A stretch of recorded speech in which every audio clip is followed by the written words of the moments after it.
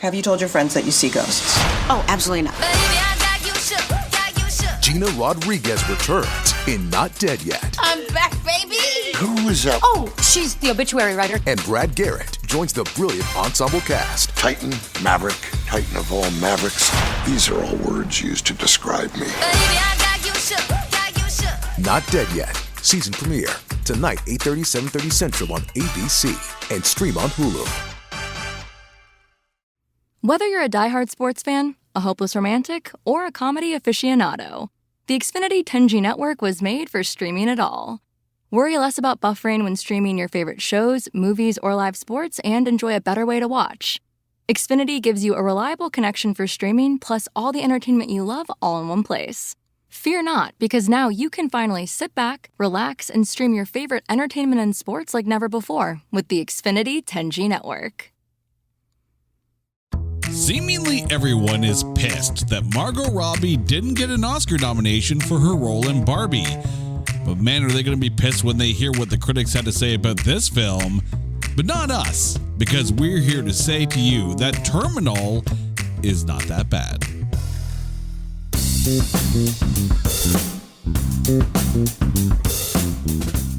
Welcome one and all to It's Not That Bad, the podcast that looks for A grades in B movies. And I don't know whether you're on Team Margot or not when it comes to the Oscar nominations for Barbie, but I'm here to tell you that we're on Team Margot for this one because we're talking about 2018's Terminal. And here to join me in the sound terminal of our little home studio is my lovely wife, Carrie. Carrie, how are you doing today? I am doing great. I'm a Barbie girl in a Barbie world.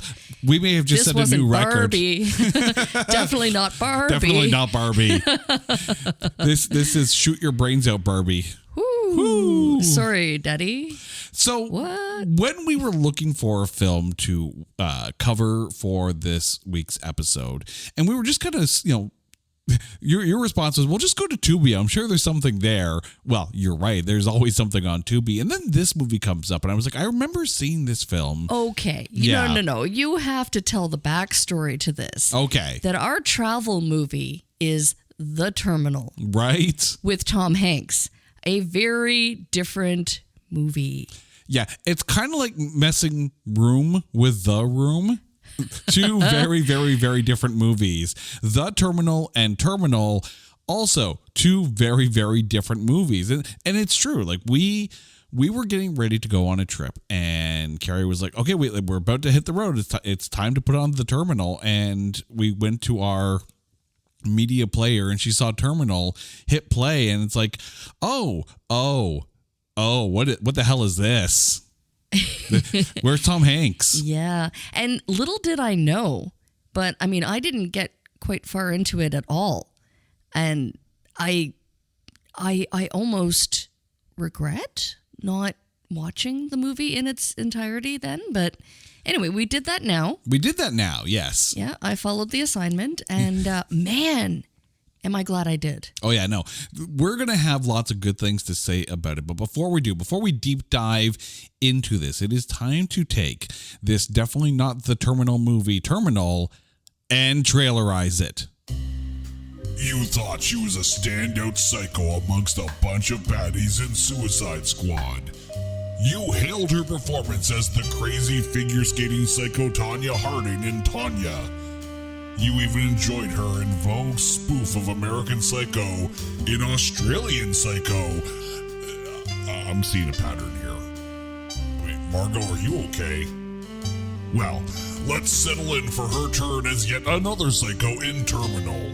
It's a showdown between killers in this noir take that puts the neon in neo-noir. It's a movie that takes place mostly in a terminal, while terminally ill people consider terminating their lives. Well, at least they delivered on what they promised. Margot Robbie stars in Terminal, not yet rated. Huh. Well, that's a first. More like underrated, am I right? Okay. I'll see myself in now. Cue the door slam. Right? Pretty much. And it's true. This film is not rated in North America because it was never released in theaters in North America. Well, I think it's quite a giveaway what the rating would be. I mean, really. You would think. You would think. Right? But let's get into who's in this movie. The movie stars Margot Robbie, Simon Pegg, Mike Myers, Dexter Fletcher, and Max Irons. It was written and directed by Vaughn Stein, who has since directed Inheritance and Every Breath You Take, but this is the only movie that he has ever written. And by the way, this was also released and produced through Margot Robbie's production company, so she's all over this film. However, not even her star power could bring in a box office. There was no budget listed anywhere where I normally look for this film, but the worldwide gross, because it never actually got a North American release, was $843,970, and most of that came from theaters in Russia and Ukraine. However, at the 2018 Edinburgh International Film Festival, Vaughn Stein was nominated for the Audience Award for this film, lost to Almost Fashionable, a film about Travis. And at the 2019 National Film Awards UK, Simon Pegg was nominated for Best Supporting Actor. He lost to Ricky Tomlinson for Gloves Off. But the reason why we are here, not because the film looked cool, it's got a good cast, is the critics' score. Over at Metacritic, this film has a Metascore of 27. And over at Rotten Tomatoes, the audience score is only 36%, and the tomatometer, 21%. So before we actually get into, the meat and potatoes of this, I'm going to ask you, Carrie, at 21%, how much of an injustice is that score? Oh my God. I mean, it's low. It is absolutely low. And I don't know if it's a weight of expectation based on the star power. I don't understand. I never understand the critics and where they stand, but this is a great movie. It's a great movie. Okay. It's worth a watch. I want to put this into perspective here, okay? Because Margot Robbie, more often than not, equals like box office success and critical acclaim too. She has gotten a lot of kudos and accolades for her work on screen. This movie, not only is it her lowest ever tomatometer, it is also her lowest ever audience score. So, by Rotten Tomato standards, this is the worst film of her career. What's the timeline? When did, let's say Suicide Squad come out? I'm glad you pointed that movie out. Okay, so let me put this into perspective here. This film came out in 2018, and if you want to put this into a career perspective of films where she is an actress, okay, since this movie has come out, and only movies that qualify, okay, so if it's a good critic score, forget it. I'm not going to mention it, okay? 2019, Dreamland came out. She scored the movie scored 58%. Amsterdam, 32%. Babylon, 57%. Those are the only three movies since this movie has come out that would qualify for this podcast. Before that, though, Suicide Squad and The Legend of Tarzan both came out in 2016. Suicide Squad, we've already talked about that one. 26% tomatometer. Legend of Tarzan, 35% tomatometer. And in 2015, her first film that would have qualified for this one, where she starred with Will Smith, Focus, 56%. So it's not far off Suicide Squad, at least as far as the critic score goes, but far and away it is the worst audience score. But let's see if we can kind of break down as to why the critics and the audience too, because really at 38%, it's not a ringing endorsement of a film, but let's figure out where we think this movie got it right, and maybe where the watchers, no matter what side of the equation they are, where they might have knocked this down a few. We're going to start with Margot Robbie, who plays Annie. And by the way, I'm going to warn you all right now, if you have not seen this film, okay, there is a very real possibility that spoilers will exist in this episode. So I'm going to give you permission right now to pause the show and go watch the film. You can watch it on Tubi, so it doesn't even, it's not even going to cost you anything, okay? You need to watch this movie before you come back and listen to the rest of this episode, because if we spoil something and you haven't seen the film, that's on you at this point, okay? You have been forewarned. I'm going to do my best not to spoil some of the twists in this, but I make no guarantees. And also, please watch this movie. Oh, hell's yeah. I want to see the ratings go up. Right? I want to see, at least, if anything, the audience score. Like realize that this is a hidden gem. Like, it really deserves better. And I don't know, watch it, vote for it. Can the audience score change on Rotten Tomatoes? Oh, the audience score can absolutely change. Okay, so it's not set in stone. No. Everything is, fungible, if you will, right? For lack of a better term. But I want to put it into perspective here, because I'm just taking a look at Letterboxd as well. Letterboxd, of course, being like the good reads for movies, if you will, if you are unfamiliar with Letterboxd. The aggregate viewer score works out to about 2.4 out of 5 stars. So that's, you do the math, you do the doubling on that one, that's a 48%. So even there, it doesn't hit the college pass of what I guess would be a 3 stars. So, this film, clearly people need to go back and watch it again. But again, this is personal opinion. But let's start with Margot Robbie, who plays Annie. Now that you have been forewarned, hopefully pause the show, watch the movie, and come back. How was Margot Robbie in this for you? Oh my God, absolutely brilliant. She played her part so well.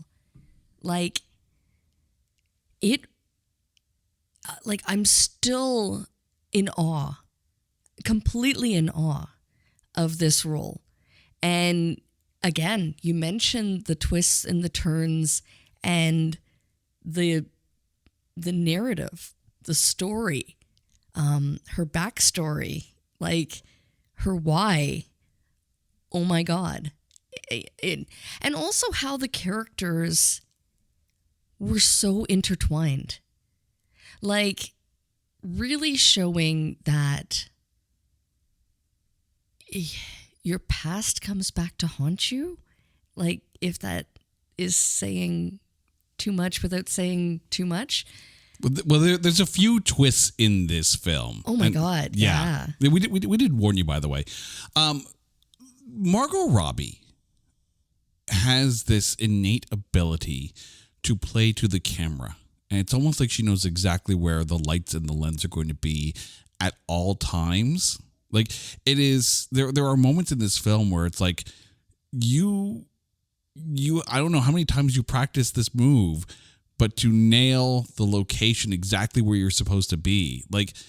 It's almost cartoon-like how spot on she is with her body positioning and her eye contact in this film.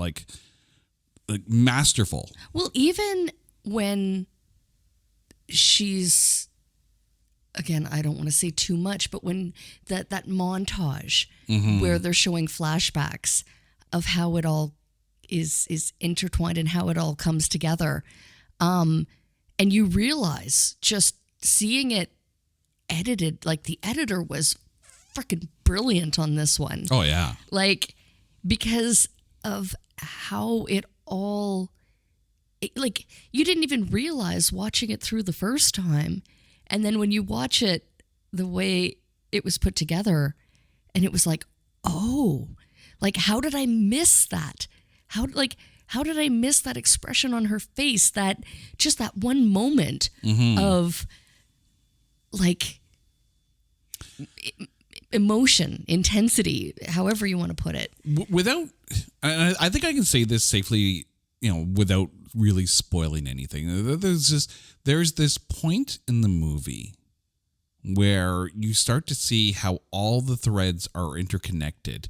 And it feels like that moment in The Usual Suspects when you realize that Verbal Kent is Kaiser Sose. Oh, sorry, by the way, if you haven't watched Usual Suspects, also, Vader is Luke's father. So you spoiled another movie. Right? There is no Santa Claus. Sorry. I'm just spoiling everything at this point here. But the thing is, there's that moment. There's that absolute moment. And anyone who's seen The Usual Suspects knows that moment when the montages start and the reality starts and you start to see how everything was always a plan to begin with and it was all going to come to this moment. And you're like, holy crap, this entire movie now makes sense. And it's almost eye-opening. And I need to get back to Margot Robbie's performance, though, before I continue on with all of that, the subtleness and how it all gets revealed in the end.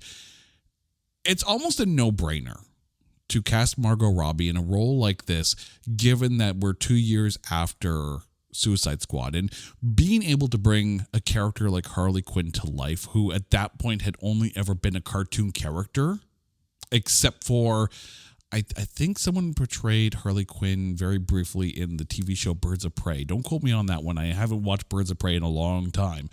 But this character, Annie, is almost like, what if Harley Quinn were deadly serious? It's you could argue that Annie as a character in this movie is more dangerous than Harley Quinn is. Definitely an unassuming, like, you don't see it coming. And I don't want to say too much, but I mean, when that scene in the cafe where she's sitting down with Simon Pegg's character and they're talking, and she so sincerely seems interested and intrigued and wants to almost help a complete stranger, but then you realize later on that it's all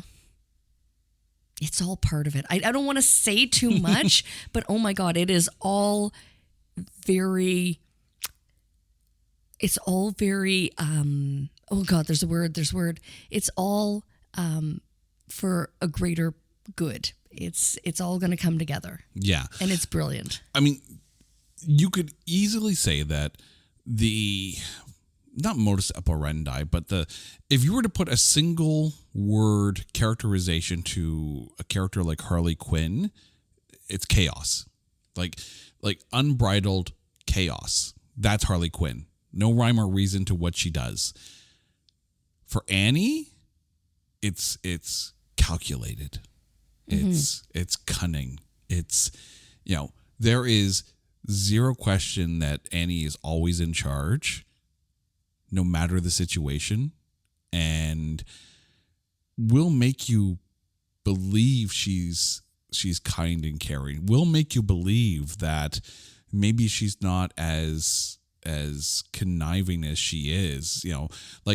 It's almost sociopathic to a point. Yes, exactly.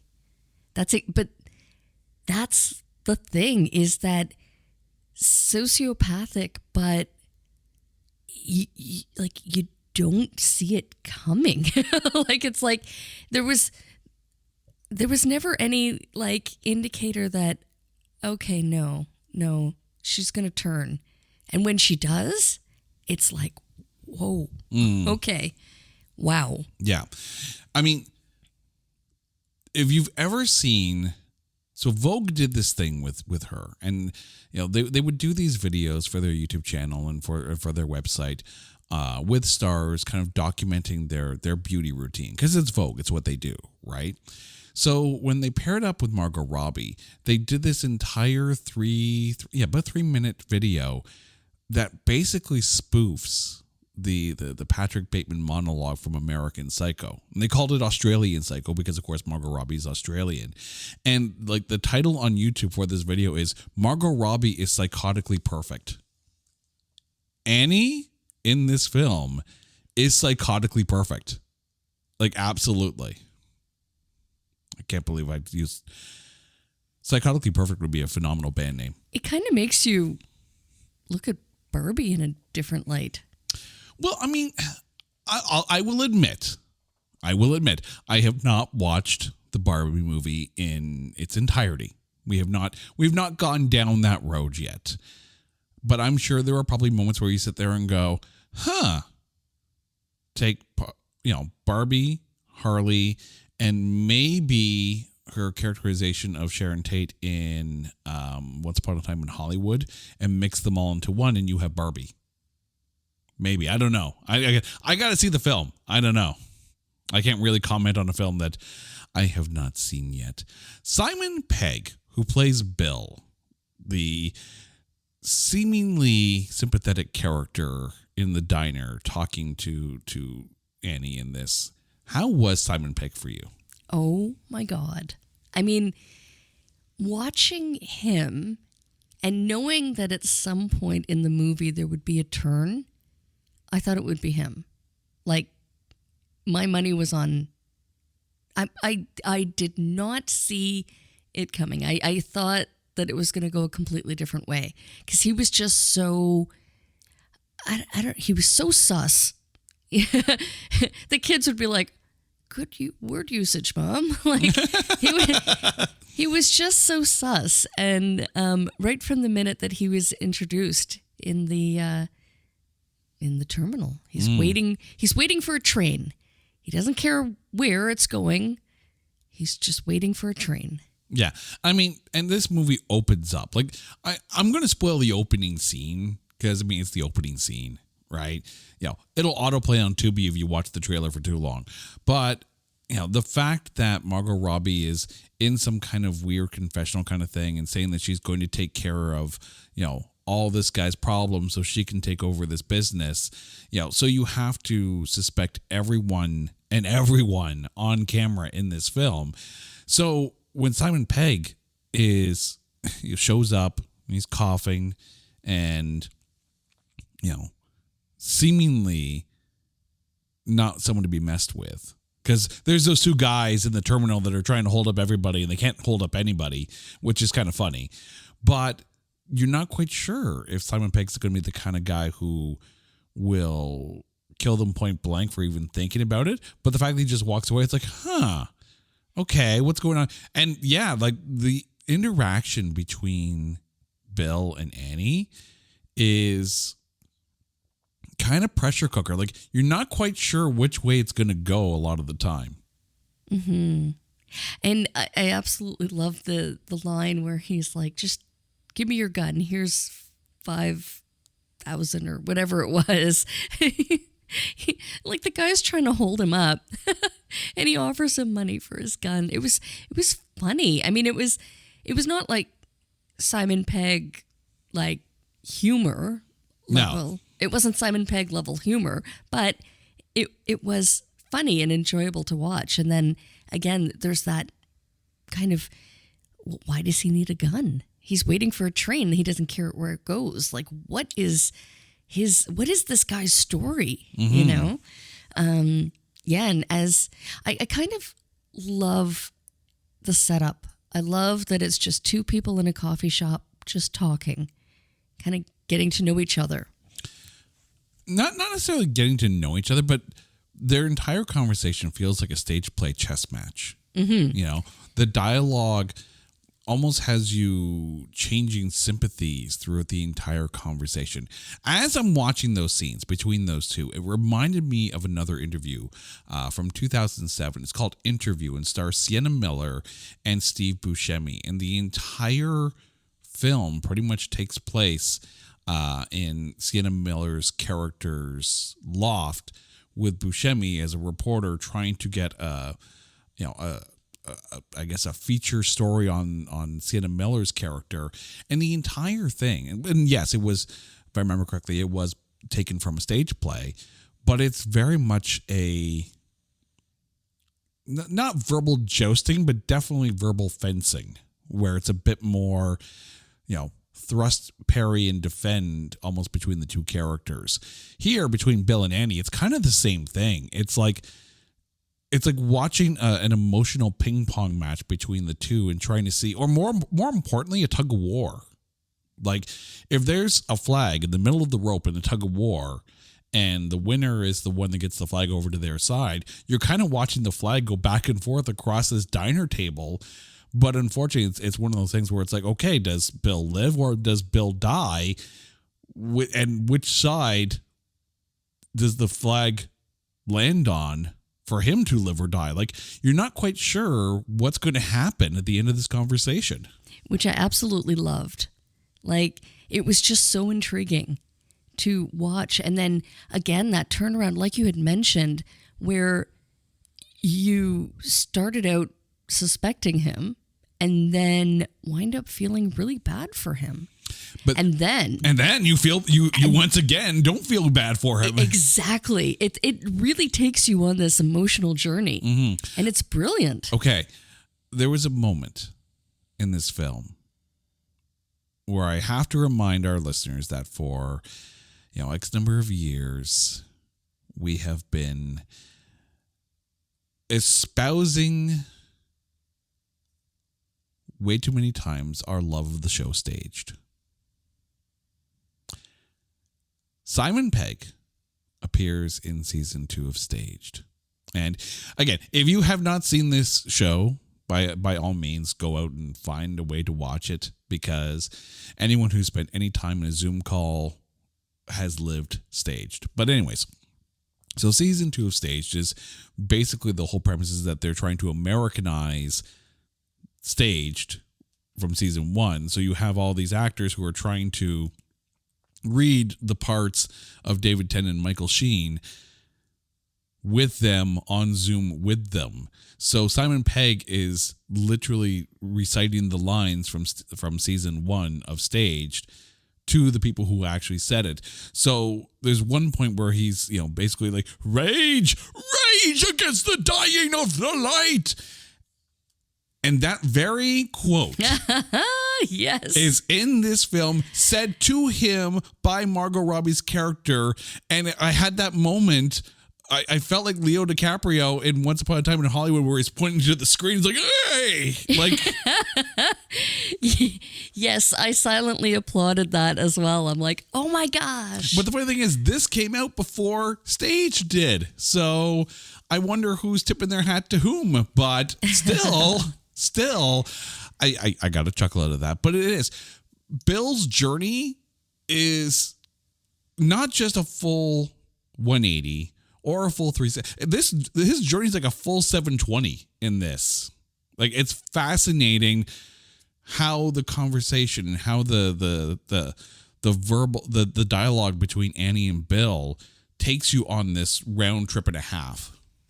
I will definitely say that, and this is completely on me, but I tried to do my homework and watch this movie while maybe perhaps being a little bit distracted during my working day.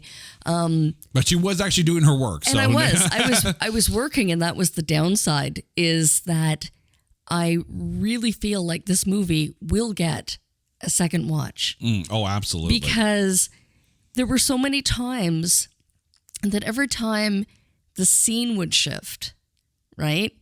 It would almost be a different story that you have to pick up. And the location really played into the part of the story you were watching. Mm-hmm. And it was just kind of like there were too many times that, and even the, like the neon cityscape would almost kind of lead you to, like, there was like the terminal, right?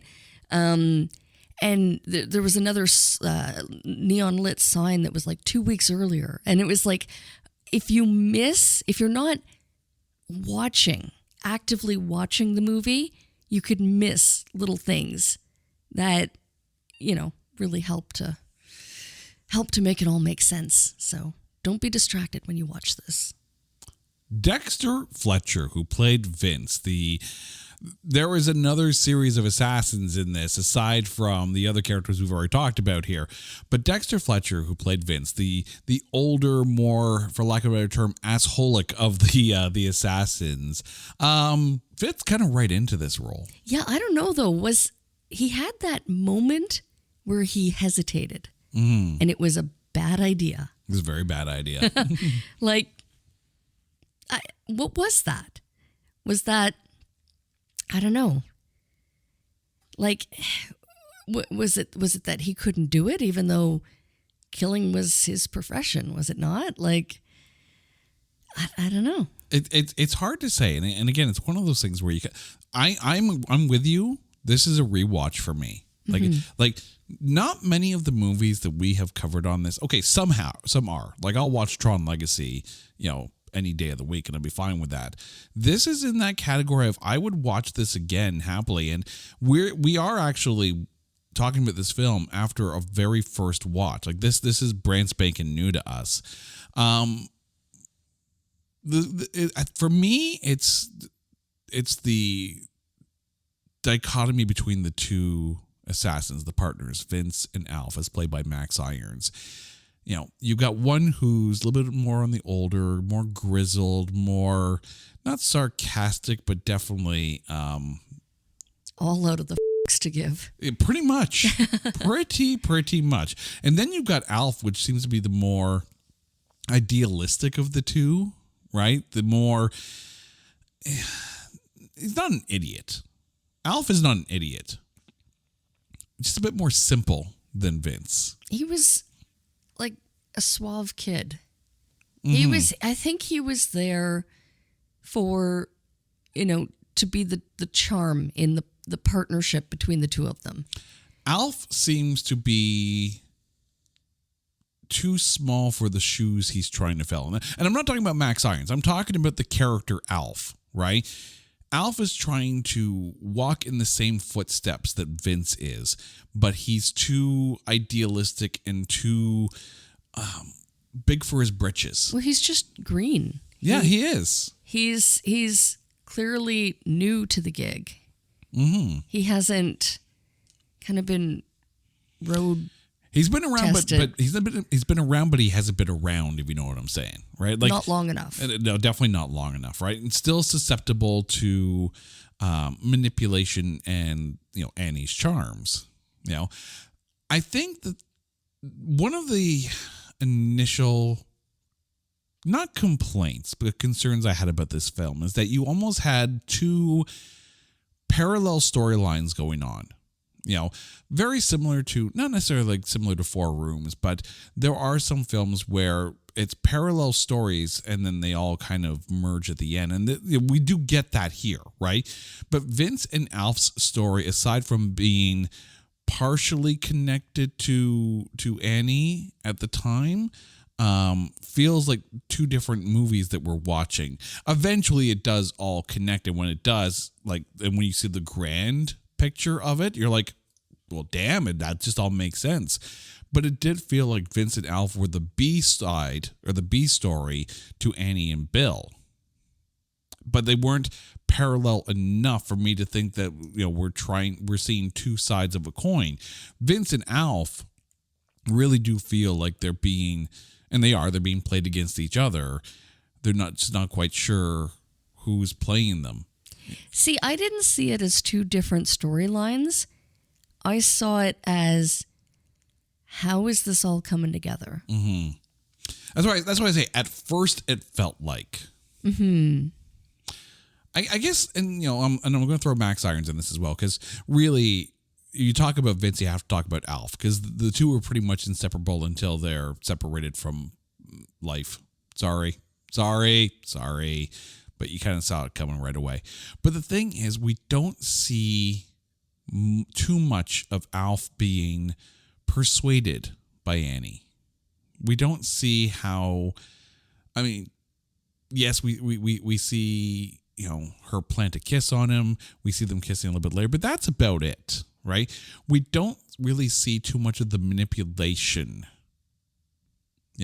Yes, is it Margot Robbie's character that hands him the phone that allows him to hear Vince agreeing to off his partner because their boss says so? So he feels betrayed, and you do see that part, but he seems very easily manipulated by Margot Robbie's character. Again, I think there was just the right amount, personally. Like, I think, I don't think that any more was needed, right? Because clearly,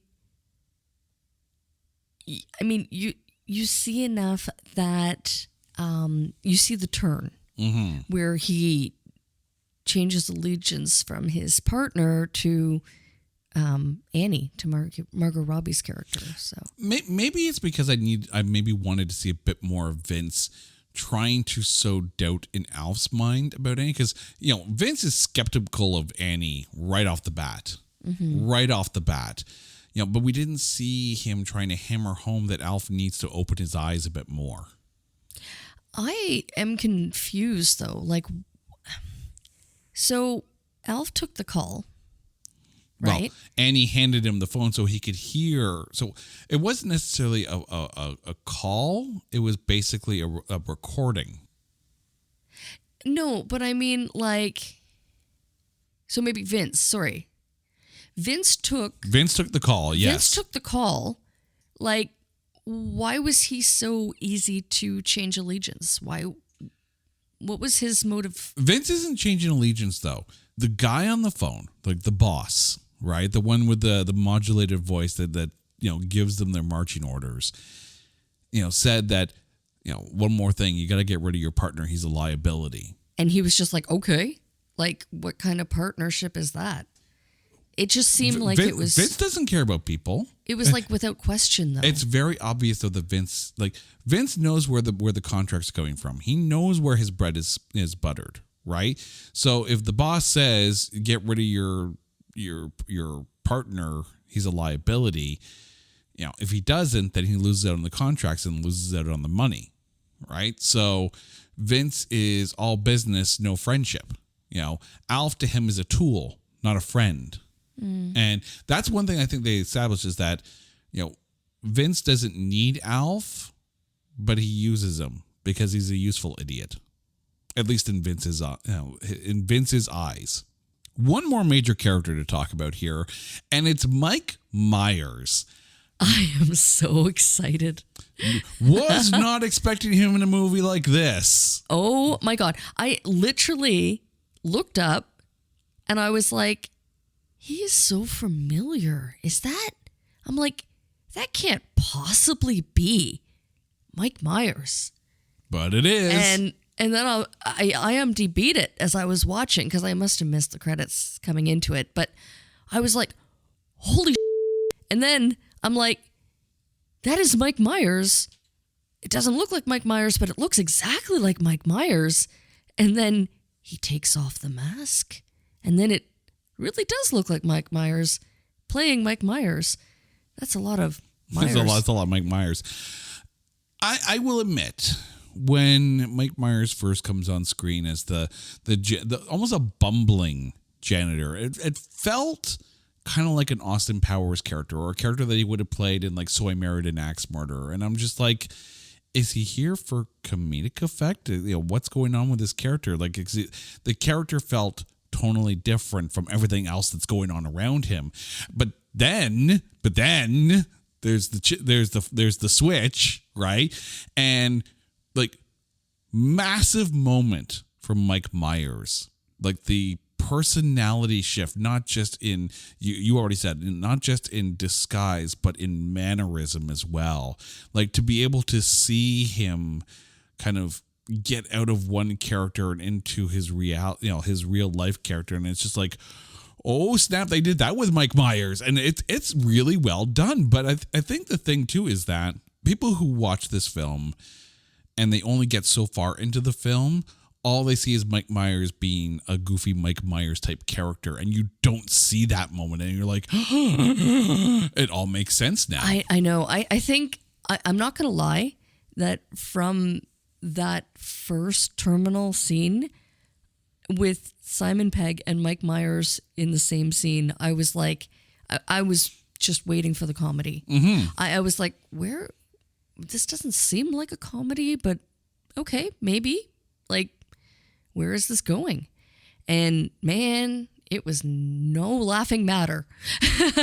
But I think you kind of hit on something there, right? In that, Margot Robbie, we know can do dramatic acting. We've seen her do dramatic acting. Margot Robbie can do anything.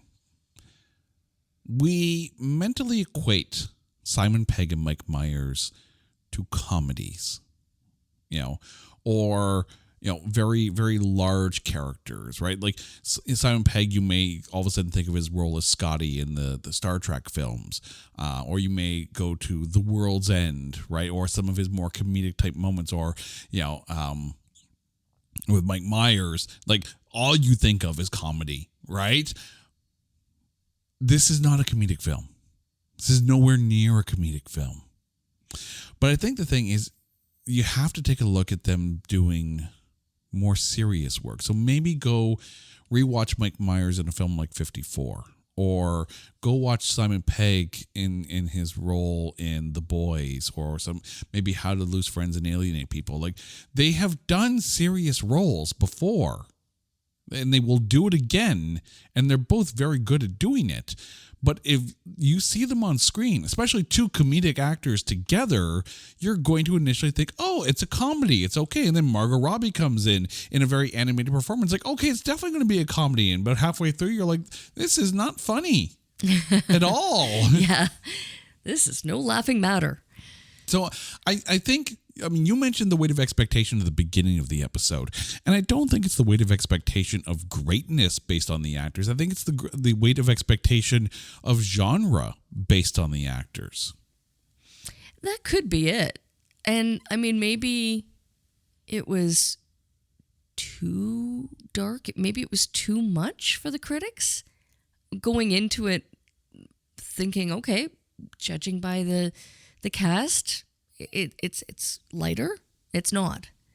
It's not at all. So again, maybe that was it. Okay, this needs to be talked about. The cinematography in this film is absolutely gorgeous. The lighting, the mood, the ambiance, the camera work. Like, this is a visual masterpiece. Well, even the costume design. Like, everything. And use of music as well. Oh, yeah. There was one shot, and just the music that came on, I was like, okay. Oh, yeah. This really sets the mood. Production-wise, like, Christopher Ross is the cinematographer on this film, and it looks fantastic. Like, utterly fantastic. Like, frames of this film are art, are pure visual art. But one of the things that I saw a lot of people critiquing on this film is that they felt it was style over substance. And I think that's taken away from the story. Yes, you're going to be visually dazzled by this film. It is Bob Ross-esque in look, but it's definitely not Bob Ross-esque in tone and tonality. There are no happy little mistakes in this film. But the thing is, do you find that it's too much style, and that takes away from the substance? I don't think so at all. I think this movie had substance. This movie was brilliantly written, and the intertwining of the storylines and the learning of the characters why.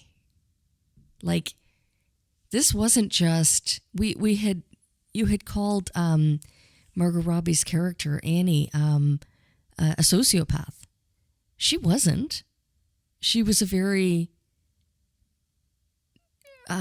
fragile, damaged individual. I don't know, but damaged definitely. At one point, though, she had to have been fragile. And I think that was her why. And that's what led her down the path that it did. And that was her strength, really. I mean, her past was her strength. And definitely her why. Like that scene where it was done as a narrative of a story. Brilliant. Well, there's also that moment where where Bill and Annie are standing around the hole, in the terminal, right? And I can't really, go too far into it, but there's this moment where he starts to snap back at her, and you see her before. You could see Annie start to pull back a little bit, like maybe walking on that borderline of frailty and insecurity or whatever. Like there's a lot of acting going on in Annie that Margot Robbie is doing perfectly in this. The amount of twists, though, and there were a few twists in this film. Did at any point, any of the twists make you sit there and go, oh, and think of it as a cheap script plot? No. And it made me literally want to restart the movie right after it was done. Without saying too much, that moment you realize what the hell's going on, that end scene makes you want to rewatch it and to shut the world out around you and to just eyes glued to the screen, because there are so many things that I missed. I'm not going to lie. There are so many little tiny intricate details to, like, the entire story makes me want to look for something that I missed along the way. I want more, right? Like I really, and again, I'm literally like circling around the elephant in the room here, if you will. And it's like, we're really trying our best to not spoil this film. I don't want to spoil it, but I definitely want to rewatch it and see if there's something that I missed. If that makes any sense. It makes sense to me. It does make sense, because there are a few, not necessarily left turns at Albuquerque in this, but there are definitely a lot of,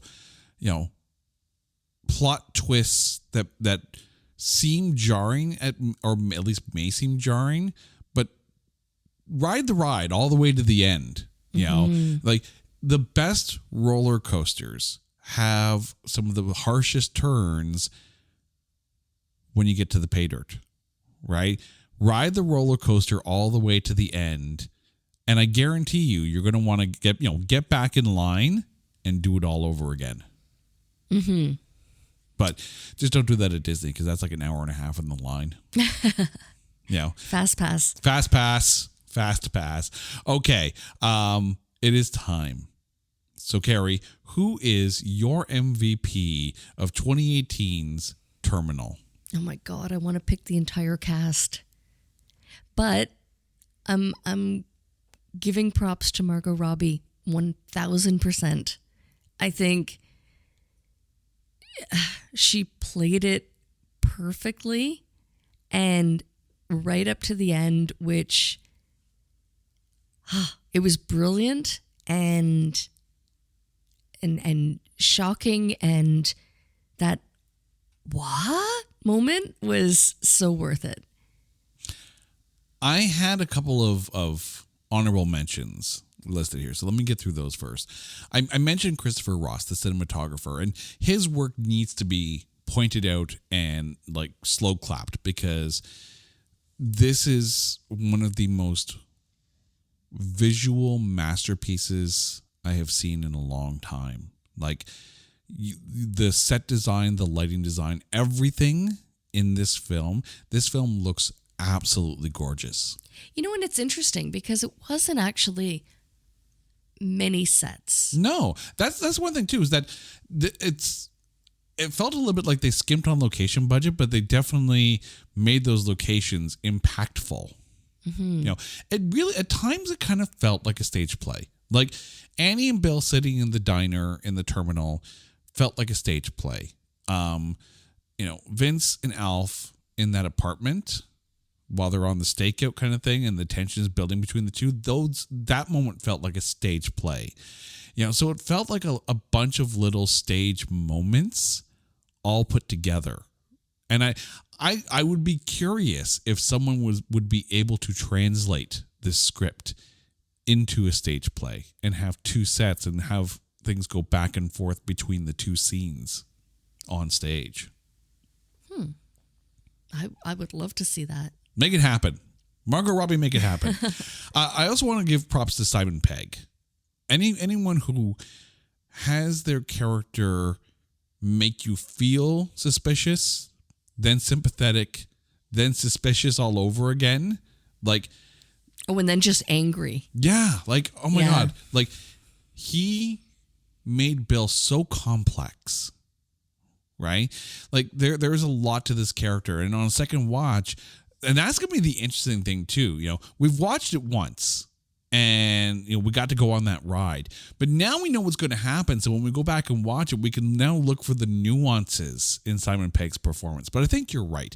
Margot Robbie is spot on in this film. Like, from her physical acting to her playing to the camera to just the manic energy that she brings to this role. Like, it is fantastic.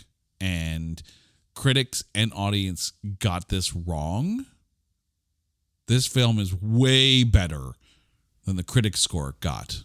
Okay, spoiler alert, but I do have to ask this question of you. Okay. Knowing what we know, playing back the scenes in your mind, in your memory of the moving pictures in your mind. The gorgeous pictures, yes. Do you think, is there one scene where you're like, it's not Annie? Yes. Absolutely. Knowing now what I know, there's one moment. And it was brief and fleeting, and I wondered what was going on at the time, and it wasn't until the reveal that I'm like, okay. Okay. There's a moment. All right, we'll talk after. We will definitely talk after. And to you, dun, dun, dun. To you, our listeners, I hope you talk to us after going to watch this film, or if you have already watched it and now you're just catching up with our thoughts on it. We did our best. We promised not to spoil the film, and I think we got away with not spoiling too much of the film for you to still go and enjoy it. Right. I don't think I said too much. No. I think we were very well behaved this episode. I think we were on as best behavior as we have been on in an episode where we try not to spoil things. I rarely behave. I mean, we broke our no singing rule like way early in the show. We might have broken a record as to how fast we started singing on the show, so I apologize for that one. But you know who we are. If you listen to the show, you know what you signed up for. So that's on you guys. But I hope people, dear listeners, go watch the film and then hit us up on social media, because I want to hear what you thought of this episode, or go to our website and comment on this episode's webpage, because I really want to hear what you guys thought of the movie Terminal. You know, whether you saw it before this episode or you went to go watch it between this episode, or if you go back and watch it now after the episode, please let us know what you thought of this film, because this is the kind of film that I would love to sit, like, honestly, this is the kind of movie that I could see us sitting down, like maybe after going to see it in the theaters, sitting down at like a dessert place or a coffee shop afterwards and just talking about this film and trying to wrap our heads around it. This is a discussion film. It is, and oh my God, how many times did I avoid you in the last 48 hours? I would start to say something and then I'm like, I can't talk to you right now. Like, true story. There are some films where you watch it, it's like, okay, that happened, and then you go home, right? This is one of those films where you want to sit and you want to dissect it afterwards. Like, it is a fascinating film. Go watch it. And after a second watch, we definitely have to make time for that. Yeah, so we can talk to each other again now. We're good, right? It wasn't a long film either. No, it wasn't a long time. It was only I think it was only like an hour and a half. Yeah. Like, it's not long. So you can give Margot Robbie 90 minutes. Well worth the 90 minutes. All right, Carrie, thank you so much. And to you, our listeners, thank you so much for listening to this episode. Now, you guys know the drill. If there is a movie out there that you think is unfairly maligned or is just so bad that there is no way in a terminal that we can find anything good to say about it, hit us up on social media at NotThatBadcast or go to our website at notthatbadcast.com. And while you're there, make sure you check out our new Coming Soon page where you're going to see all the episodes that we have scheduled to record, with spots for you to fill in your comments, whether it be on a movie that we're covering or a keep watch past topic or some of the stuff we're talking about over on our music show There Can Only Be One. That's at notthatbadcast.com and go to the Coming Soon page. And while you're there, make sure you check out all of our other shows. Until next time, she's Carrie, I'm Jay. You guys are awesome. This is It's Not That Bad, a proud member of the Pantheon Podcast Network. Take care.